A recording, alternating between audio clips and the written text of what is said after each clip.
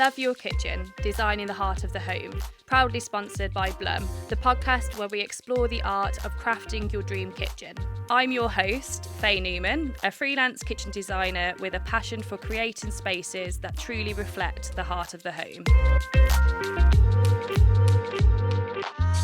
So for the first small part of the episode, I thought it'd be great to talk about when is it that you actually need to get a new kitchen? What are the faults that start showing when you're like, okay, I've lived with these niggles for so long now and I can't live with them any longer.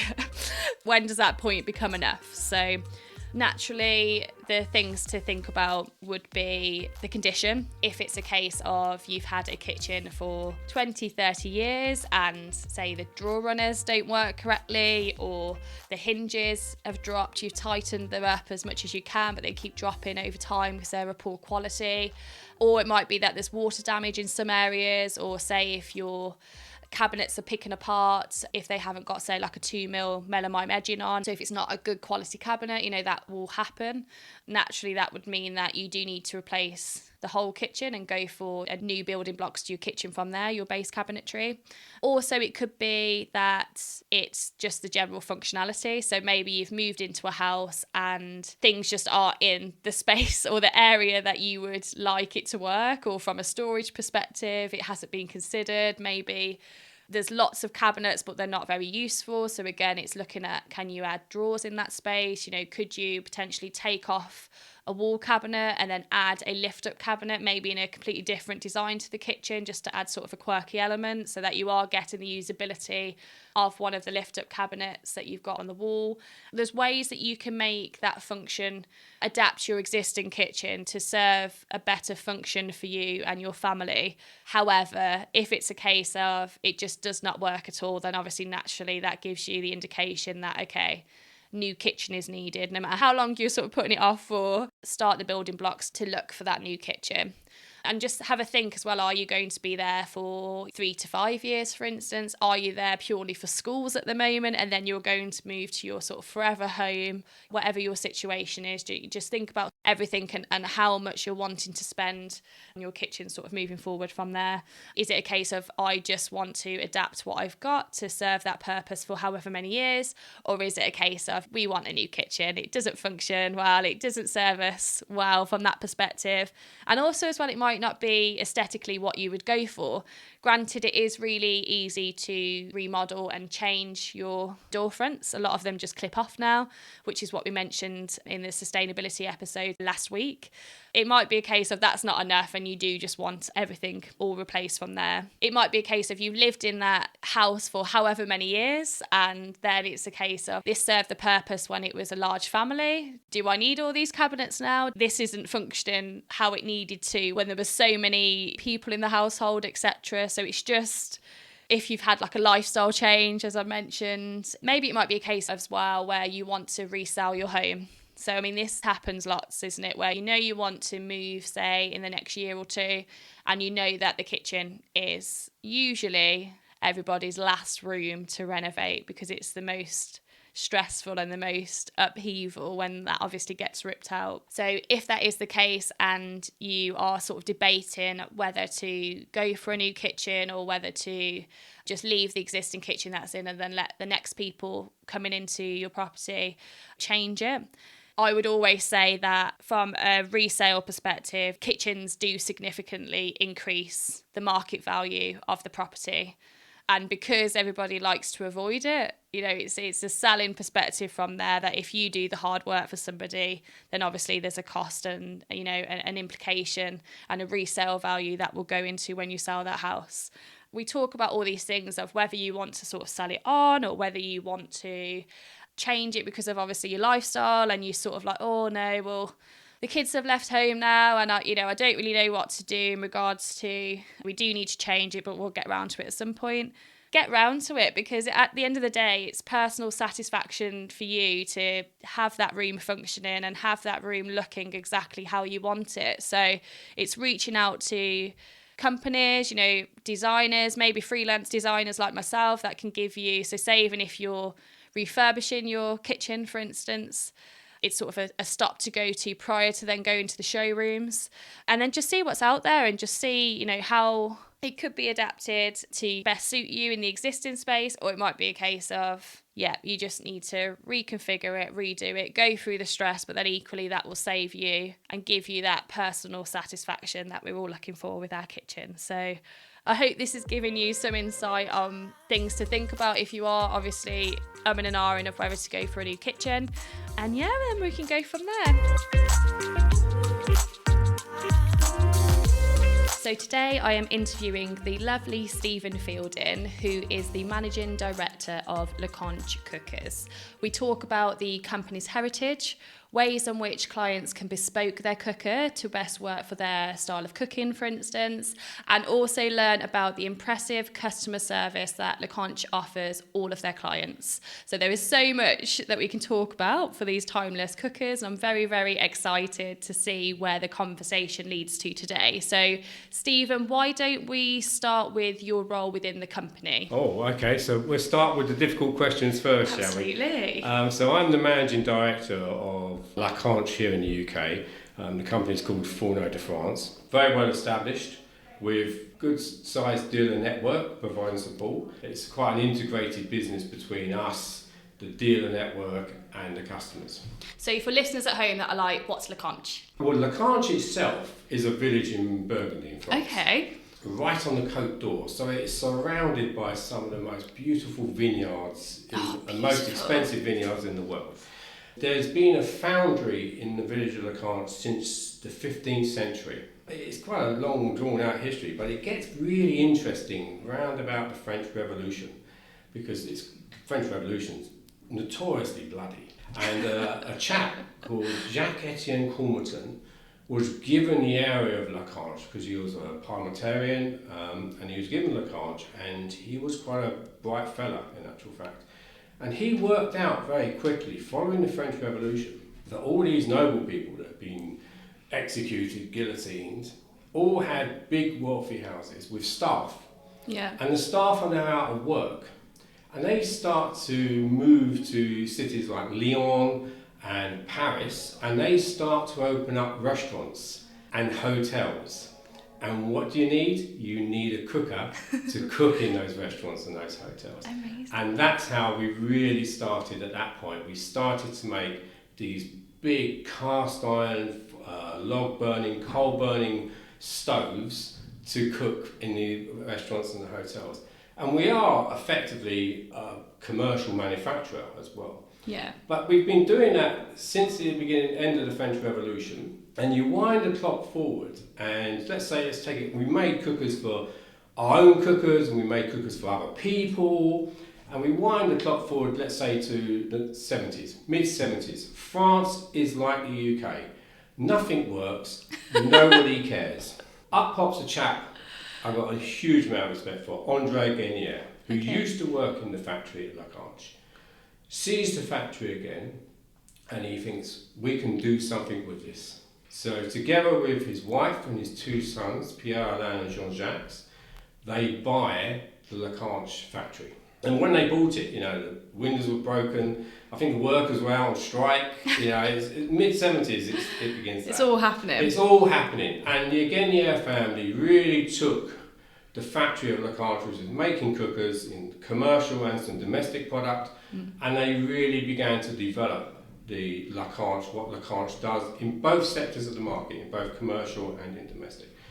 And I think that the Lacanche that you see today, I think great credit has to go to Jean-Jacques Guénier, because he looked at the Lacanche that was and thought, okay, we can really do something with this, develop it, bring it out into the marketplace, and let's make something special. That's very much his philosophy, I think, in actual fact. The factory's philosophy is that we want to make a product that's long-lasting, that uses the correct materials and the correct components, that's going to give great performance for the client, because we go back to being a commercial manufacturer. It's going to give a great performance for the customer.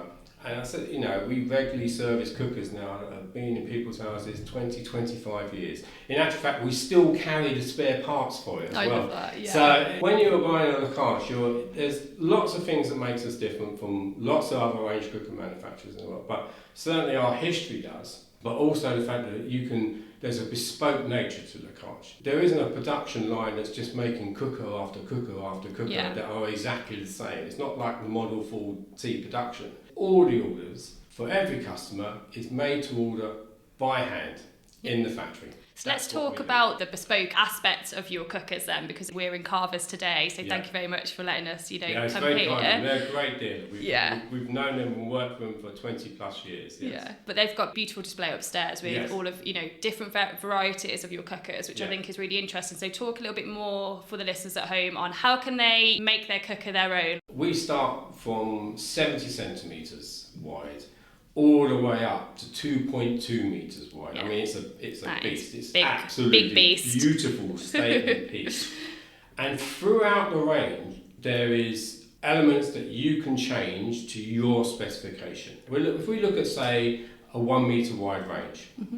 So with a Lacanche, you can, on the 1 metre wide range, you can specify 4 different hob top configurations. Wow. So you can have 3 burners, 4 burners, you can have... Even on a metre? Even on a metre. You can have traditional hot plate in the centre with 2 open burners. You can have all induction, or you can have... We still even do the halogen tops as well, because some people can't have induction because they've got medical conditions. Then you get to choose your oven configuration. So we can do 2 ovens, we can do 3 ovens, we can do 1 big oven with a simmer oven. And then you get to choose what those ovens are. So you say, I want a convection fan oven there, or I want a static electric oven here, or I want a gas oven there. Yeah. So just on those 2 simple points, we've completely redesigned the cooker. Then if you look at, you've got 30 different enamel finishes to choose from. We have an enamelling factory. We own an enamelling factory. We do all our own enamelling. It looks absolutely spectacular.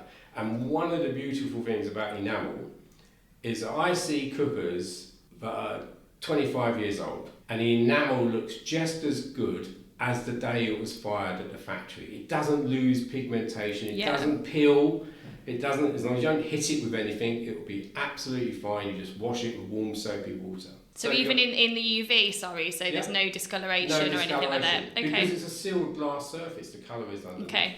You have this beautiful item that may be 20 years old and it looks just as good. And then you can change the trim, so you can have brass trim. And yes, we use solid brass trim, for example. Unusual for a manufacturer nowadays to, it's normally brass finished, isn't it, as opposed to brass plated? We can have chrome trim, we can have nickel trim, brushed steel trim. All of those features make a change to your product. Interestingly enough, we've been at this a long time. And we have to create model codes. Every time we order a cooker from France, we have a model code.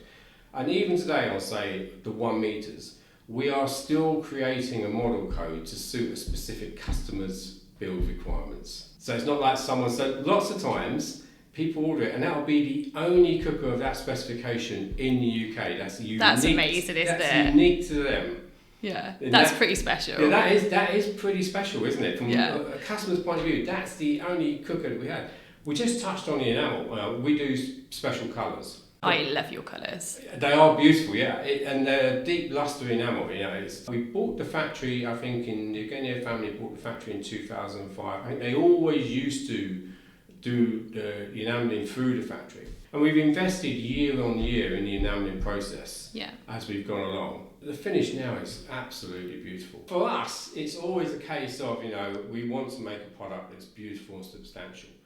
But then we look at over metre. When we start getting over metre, then there's more features that we can add on. Simply because we have the space to do it. I mean, we have to comply with the laws of physics and space. So once we get over a metre, then you still get all the choices of the tops. Yeah. But then you can start adding things like a char grill. Can you imagine a char grill on your cooker is absolutely fantastic. The meats are out of this world. You cook steak on this. Oh my God. Even a simple thing, of fish even. Let's say you don't want a char grill, so we can add an electric plancher.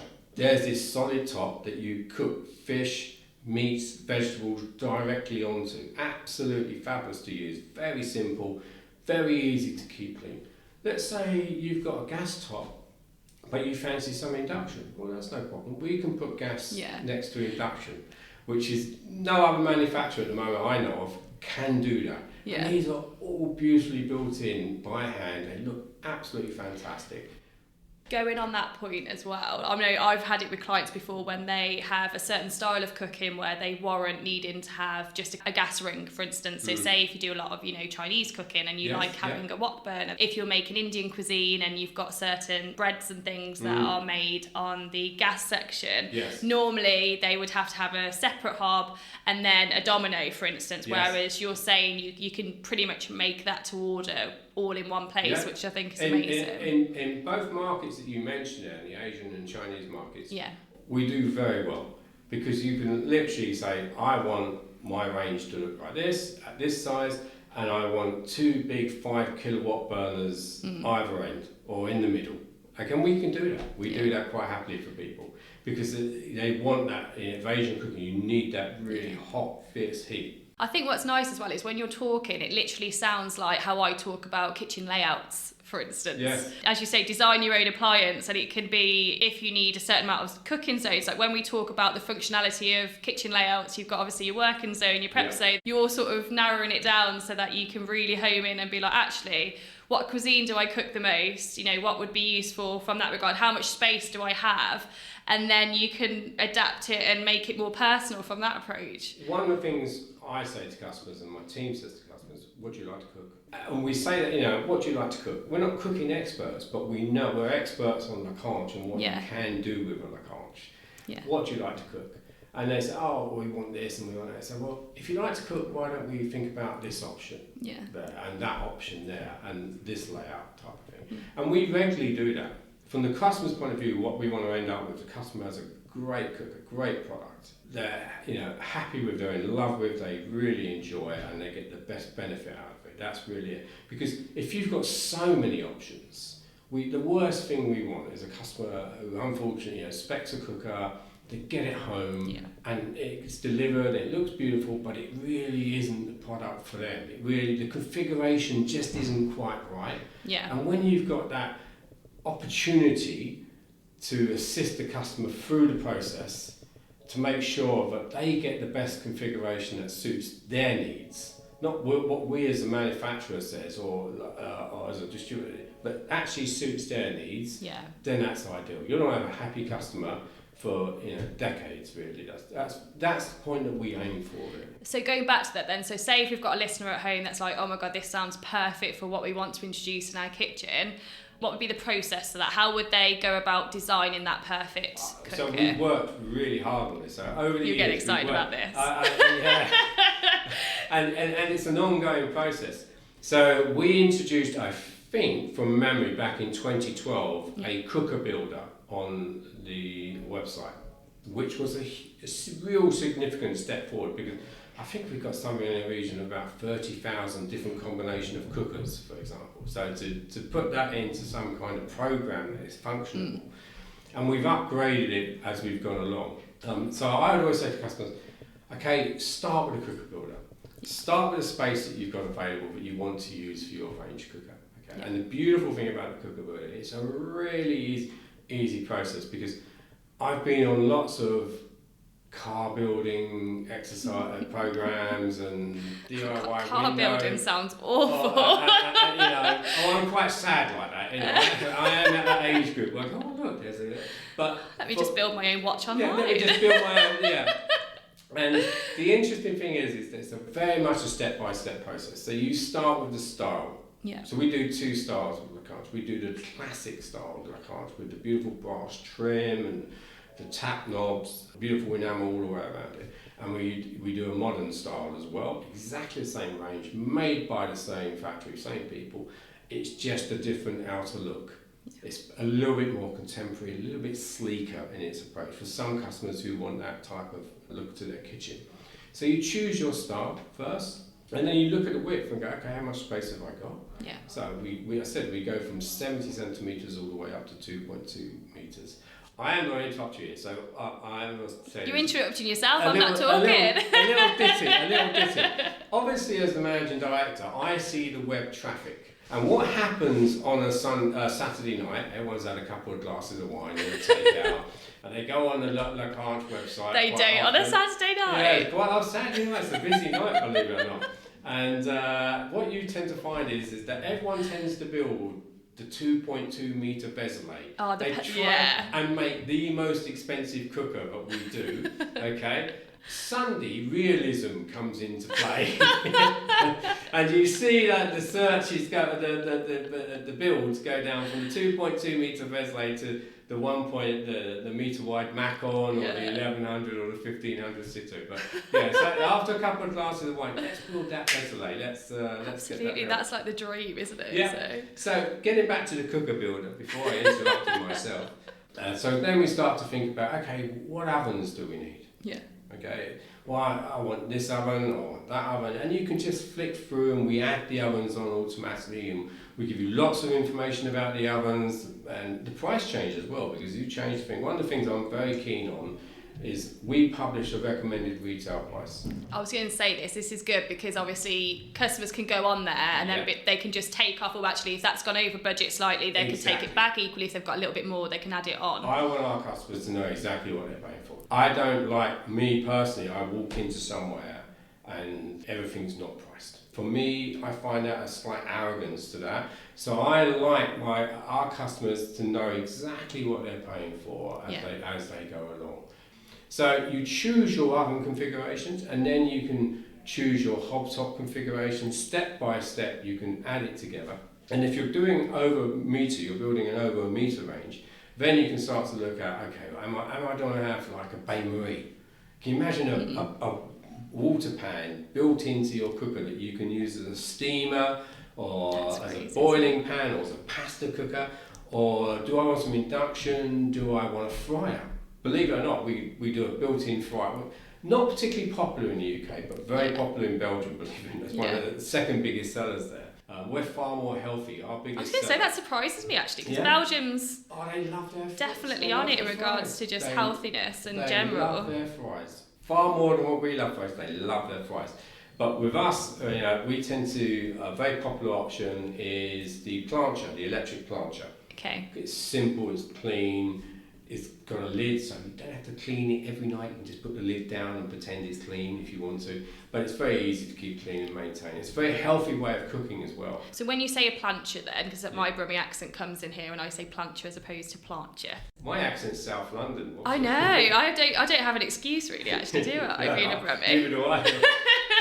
You're saying it better than me though. Years of practice, David. Years of practice. Maybe that's all it is. What is a plancher? So think of a stainless steel plate with an element that runs through it. Okay. And the stainless steel is a machined stainless steel top. So you need very little, it's thermostatically controlled, so you can control the temperature. And you can pretty much do most meats and vegetables and fish. I mean, scallops, sea bass fillets, all of that can be done directly on the plancher. If you're doing, say, for example, a chicken breast, you can put a bit of colour into it on the plancher, and then pop it in the oven to finish it off. Okay, so you seal it and then... for example. Yeah, exactly. So, or you could cook it very slowly on the plancher and cook it through absolutely perfectly. So there you are. You picked your options to go through. You can change the colour. You can change the trim. You can add a cooker hood. You can add. We do some wonderful accessories as well. You can add all of that. And you get to the final bit and you think, well, actually, that's the one for me. And you can print that off, literally do a PDF, email it to yourself or print it off, and walk into a dealer and say, that's what I'm after. This is where having great dealers really helps. We are naturally quite conservative about who we work with in the UK. I look for people that we can have a great relationship, but I know can provide the level of customer service that we want. Carvers is one of them, for example, here. So, and I look for longevity in relationships. Even if we haven't got a dealer in the area, I won't just go and pick my team. We just don't go out and go and get hundreds of Lacanche dealers everywhere. That's not really our approach. It's very much we're a step-by-step company. Let's just take our time and build the right dealer distribution for us. So our dealers are really important to us.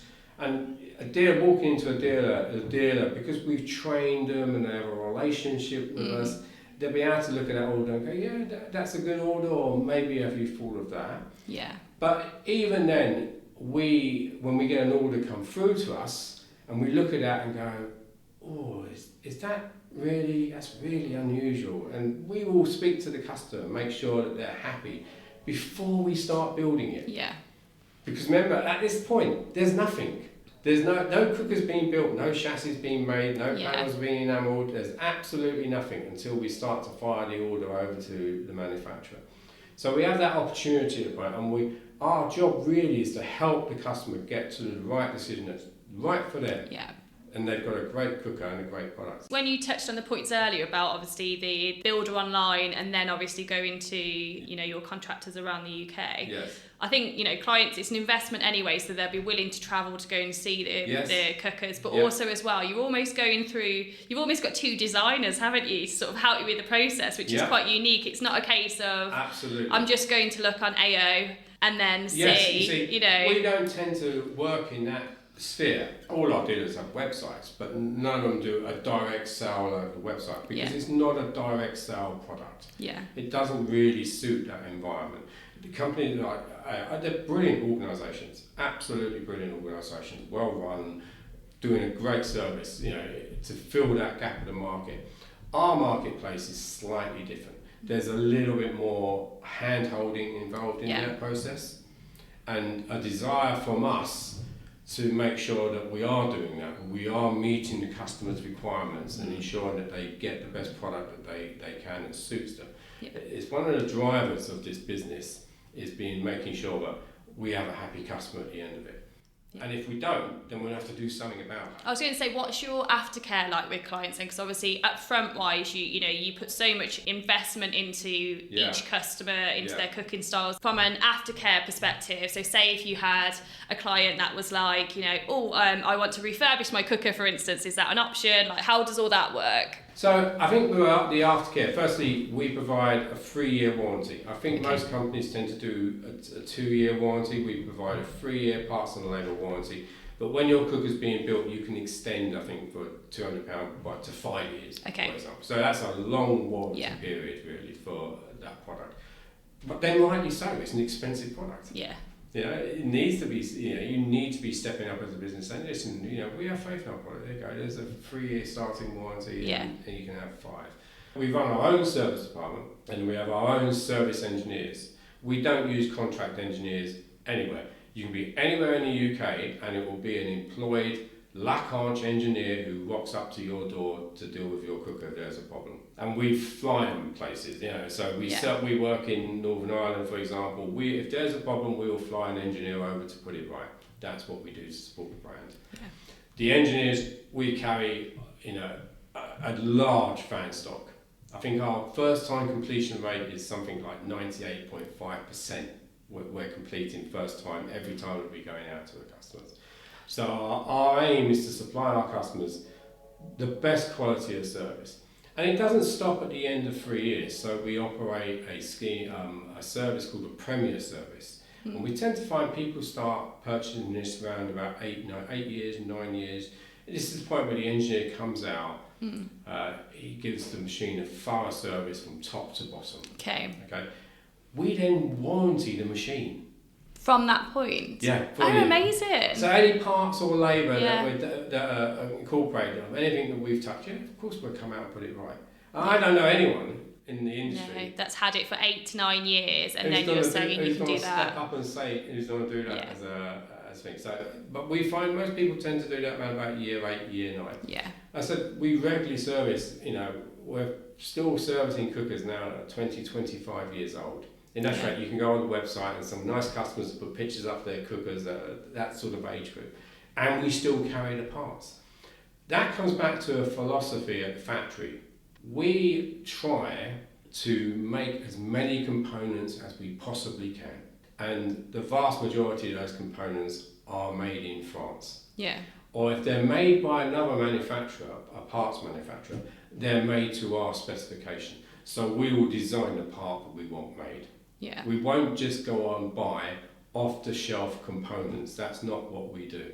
We want to make sure that the Lacanche is different, has that unique feel to it, and that's part of that process. Is that we're not going to go and buy burners from Italy, for example. That's just not what we do. Yeah. Those burners are made. They're solid brass. Yeah. They're not made in the factory, but they're made 2 hours down the road at a factory that we've been sending our castings to for years and actually. Our philosophy very much is that we make as much as we possibly can in-house, and then we have relationships with suppliers, but we're very specific about suppliers, and we're giving them, listen, we want this component made, this is our design, please make it to that specification. Yeah. So you really are buying something where we've designed it, we've specified it, and we manufacture it. Yeah. We can do that because we've got a fantastic technical team at Lacanche in France. We have our own laboratory. We can test cookers for virtually any gas that's manufactured in the world, for example.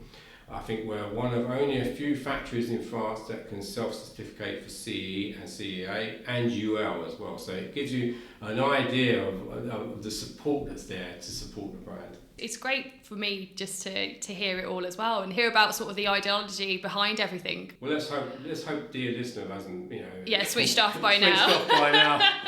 Keep hold, the content's going to get better. No, I'm joking.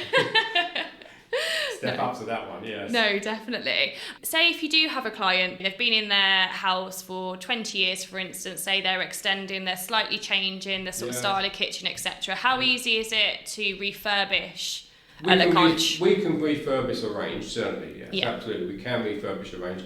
We have to manufacture a complete set of new panels. Then we have to have them enamelled, so that can be quite an expensive process to do that.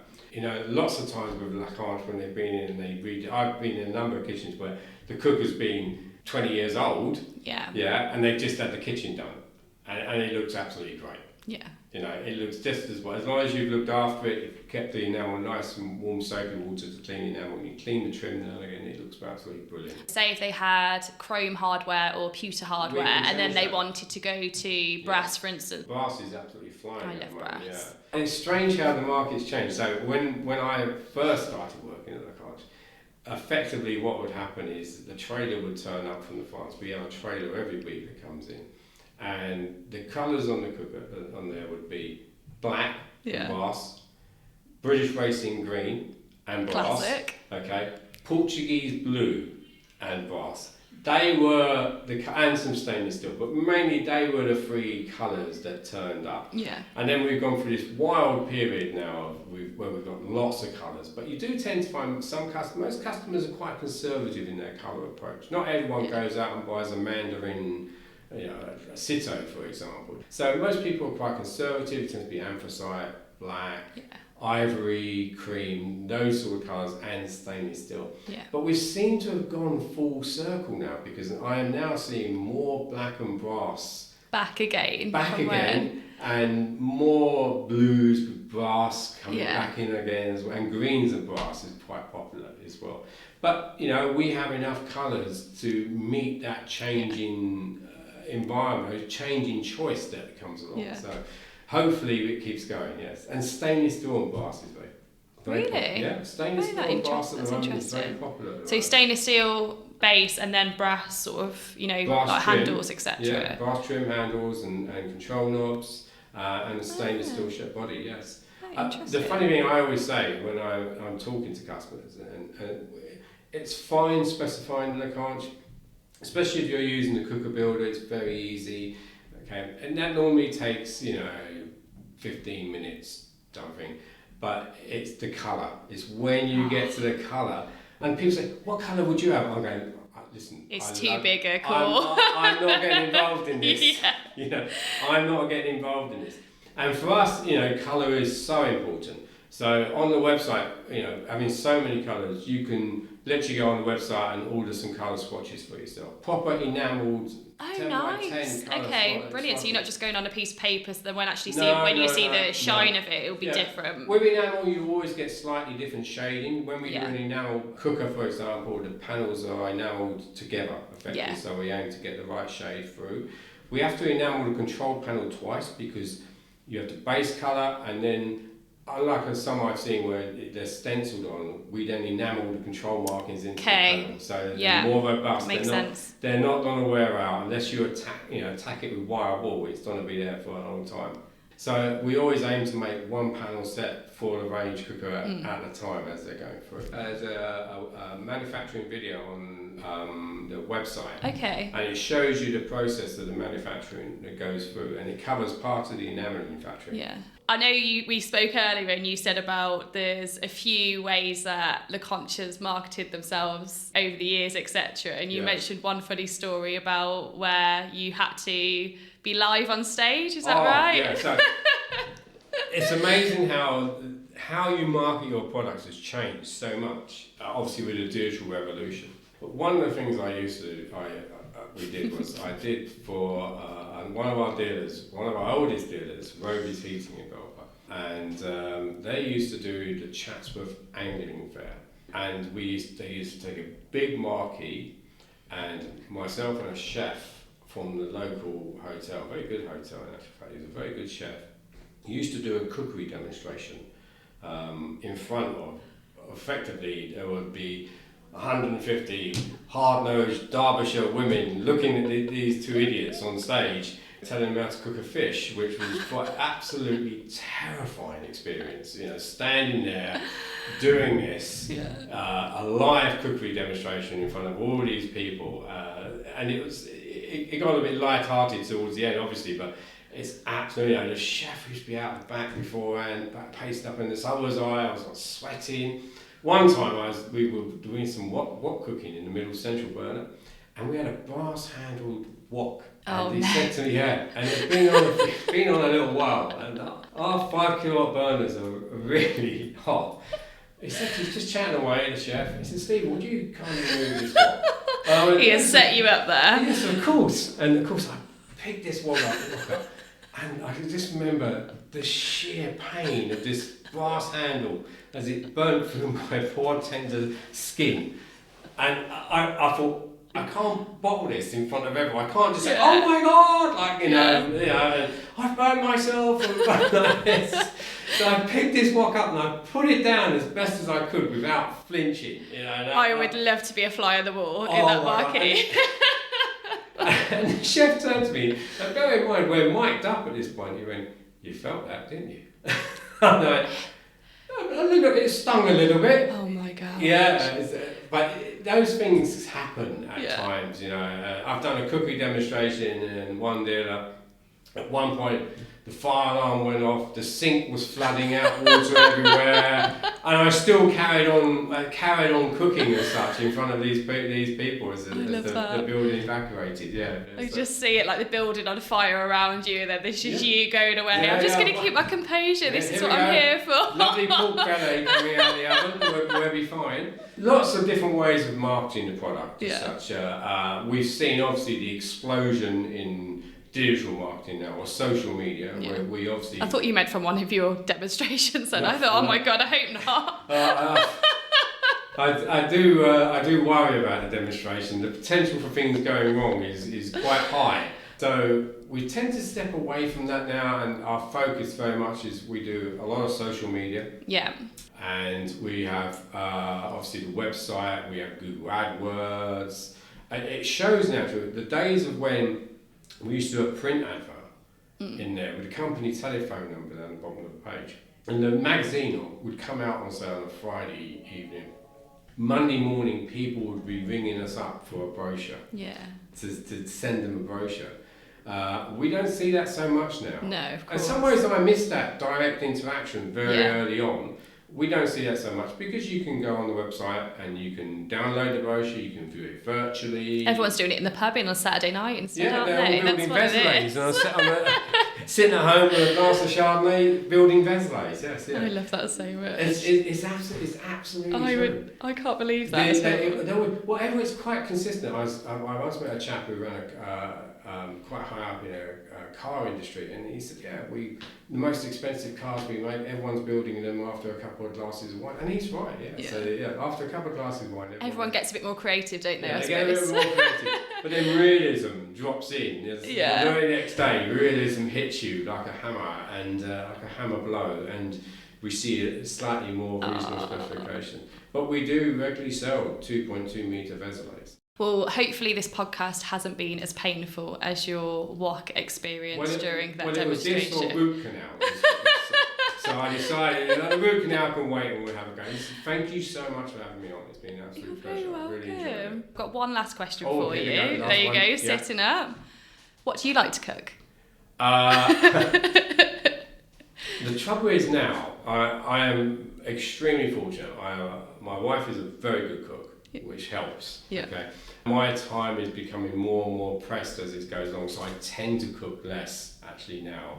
I do like making a good lemon tart or a good chocolate tart. I do like pastry work. Ooh, okay. I didn't used to be into pastry work. I was going to say, I didn't have you down as like a baker. No, I wouldn't qualify me as a baker in any way, shape or form. Okay. You know, I think sometimes it's a somewhat hit and miss affair. But I do like, I've started to get into more pastry work. Doing pastry in different types of ovens.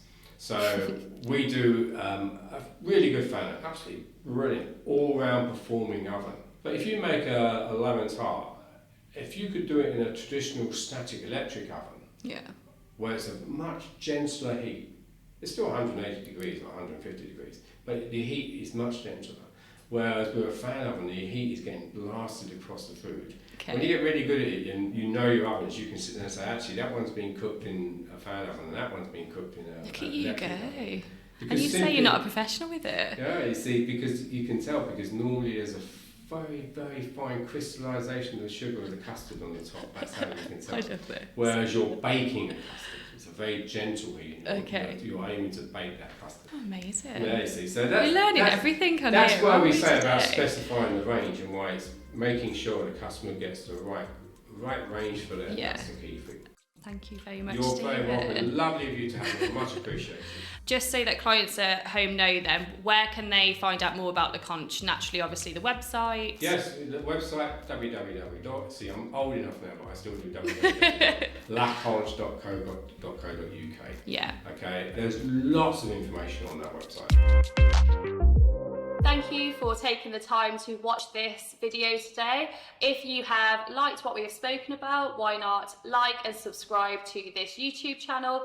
Also, what you can do is click on the notification bell to keep yourself notified of all the new content to come.